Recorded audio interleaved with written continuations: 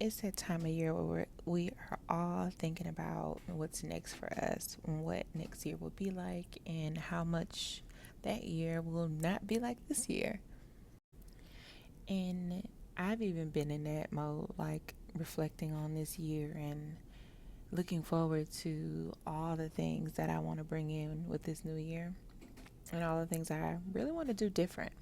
But if I'm being honest, that has caused me to look at myself and kind of do shadow work in a sense, saying like what didn't work last year or what hasn't worked for some time now. And if I can be totally honest, one of those things has been discipline. Like, I have not consistently been disciplined. Like, I'm not always shown up how I need to. And I really want to do something different with that. So, this brings me to being in this space where I'm looking at how I define discipline and how I apply it to my life. And one thing I think has caused me to be stagnant with discipline is my outlook on it and my definition of it.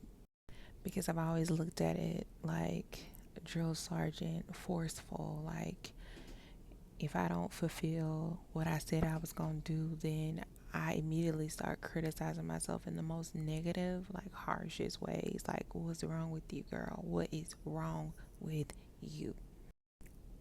Honestly, who would listen to somebody who talks to them like that? So I've decided to reframe discipline. And so I want to share what I wrote in my journal with you around this reframing. So, in this new definition of discipline for me, I'd rather loosen the grip. I'd rather say yes to structure, but also yes to flexibility within that structure.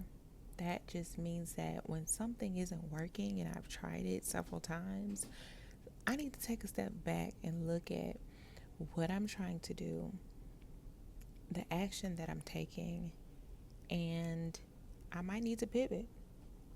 I'm still moving, but I'm just not hitting the wall and trying to crash through it, if you know what I mean. Second thing, or the second um, concept I'm embracing is gentle accountability. Like, again, am I nurturing or nourishing myself when I'm doing something or not doing something? Or is it a punishment? Or do I make up punishments in my mind when something doesn't get done?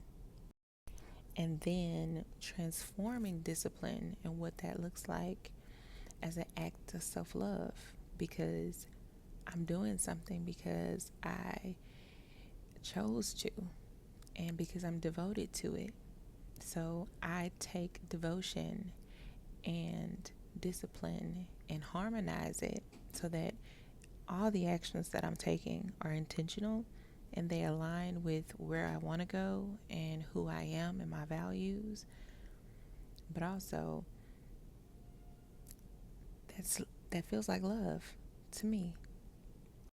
So with this new reframing of devotion, I move closer to who I am authentically.